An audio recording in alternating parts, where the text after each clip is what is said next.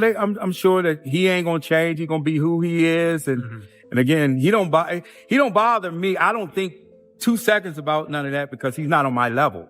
You know what I mean? It's like he's not talking about business. You know what I mean? It's just giving his opinion, trying to promote his son. I don't agree with. Floyd told me many years, probably 25 years ago, that what kind of person he was. But initially, I'm just being honest, I didn't believe him. I had to see it for myself. Yeah. And my description of him, he's a horrible person. Leonard Ellerbe has done more than just turn on Floyd. His latest interview detonated a bombshell. The former CEO of Mayweather Promotions openly confirmed long-rumored financial troubles, revealing details about Floyd Mayweather's debts and alleged bankruptcy. Ellerbe stated that the same financial crisis that reportedly kept Mayweather in Dubai last year has now resurfaced, placing the boxing icon back under intense scrutiny. American dream, man. You got 55 cars, 40 girlfriends. Well, actually, you're a billionaire now, right? Come on, let's salute this billionaire on stage.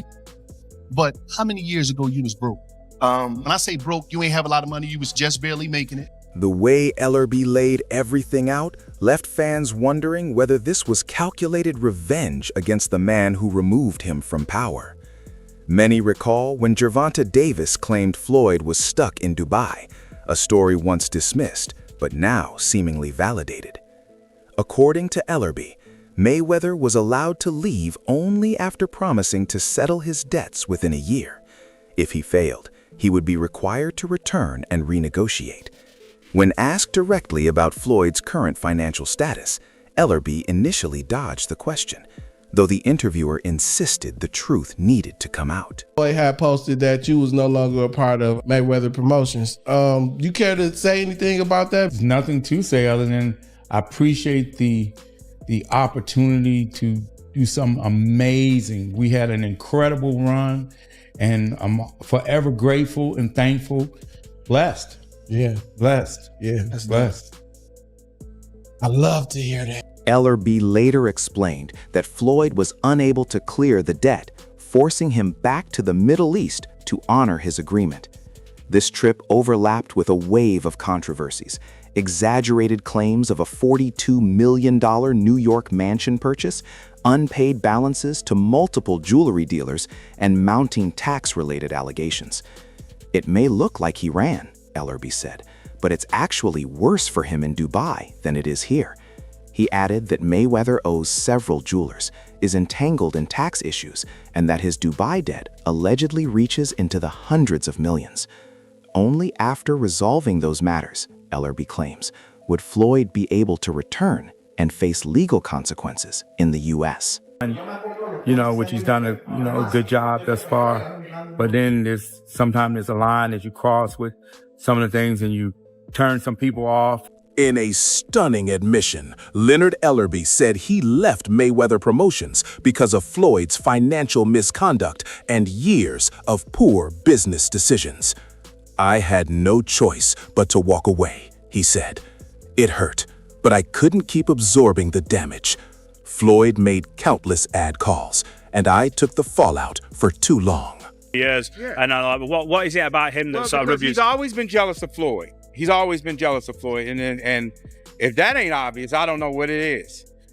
Fans immediately flooded the comments. One pointed to reckless spending, noting that many athletes go broke after retirement due to bad investments and uncontrolled lifestyles. Another claimed Mayweather exaggerates his net worth to protect his brand, saying his image depends on looking rich. A different fan dismissed the Dubai story, arguing that only his main passport would be flagged and suggesting a dispute with a powerful royal figure might be the real issue. barely making it. Today, I ran all the way in here.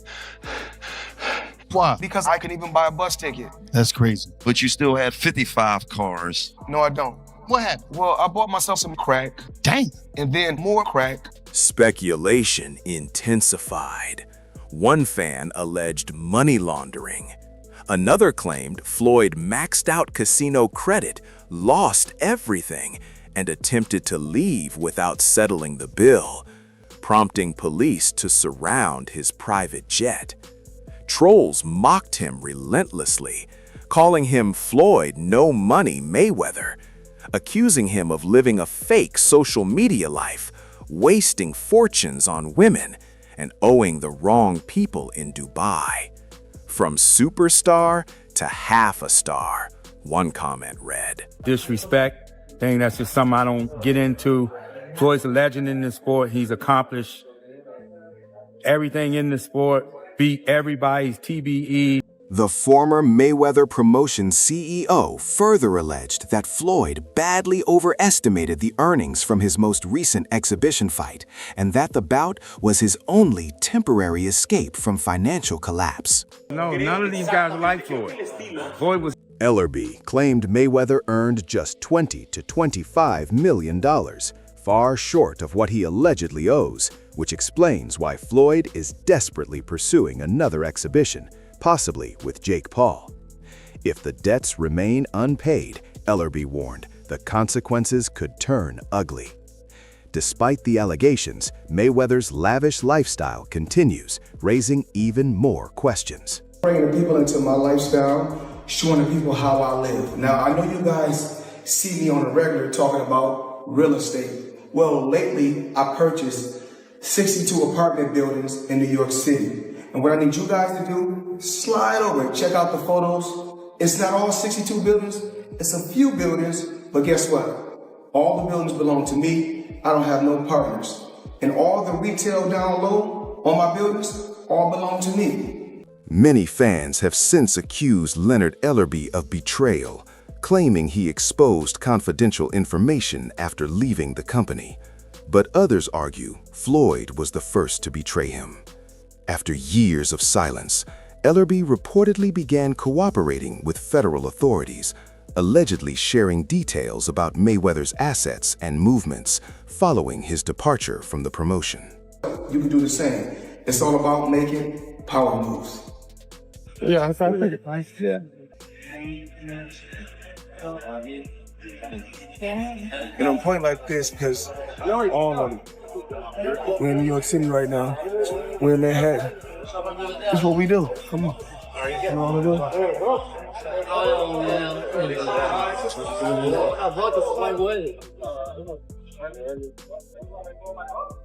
Rick Glazer echoed parts of the story, though Floyd's public appearances led some to believe the allegations were exaggerated or resolved. Still, Ellerbe insisted Mayweather was truly held in Dubai, claiming his release came only after his bank accounts were frozen. According to Ellerbe, Floyd has returned to the U.S., but remains financially tethered to Dubai obligations.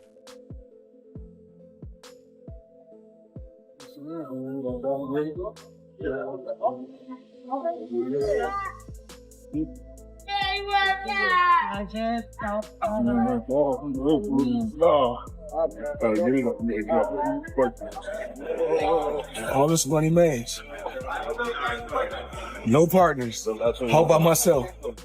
Over 1,000 apartments. I'm just getting started. Though Ellerbe withheld specifics, leaked reports suggested Floyd was fronted massive sums at a private casino and lost it all. With no legal casinos in Dubai, the venue was allegedly private. Police reportedly surrounded his jet, blocked his accounts, and prevented his departure. Just out of curiosity, bro, he said that Floyd was kidnapped by the Abu Dhabi folks. Any comment on that? And again, like I was just saying, again. Despite being restricted from leaving the country, Mayweather was allegedly free to move within Dubai and live lavishly. Authorities reportedly stationed security near his aircraft to ensure compliance. Sources believe his debt reaches hundreds of millions, forcing monthly payments exceeding $20 million.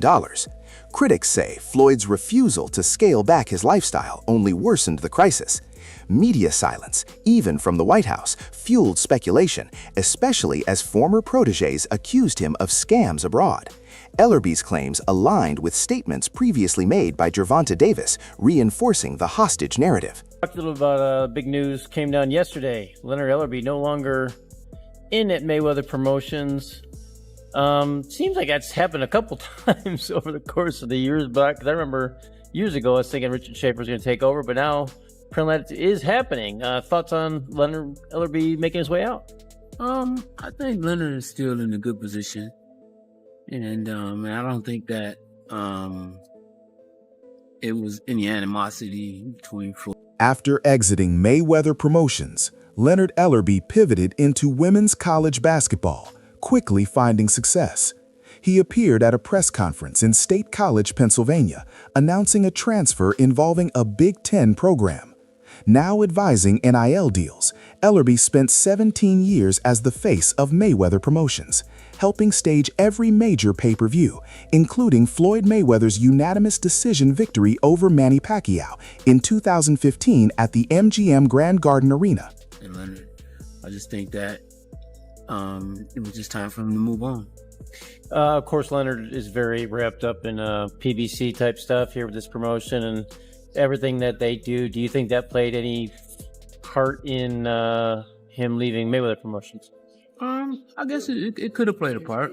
I mean, if you're in between promotions and you're working with one and you're not working with the other. That historic bout generated over $600 million and a U.S. pay-per-view record of roughly 4.4 million buys.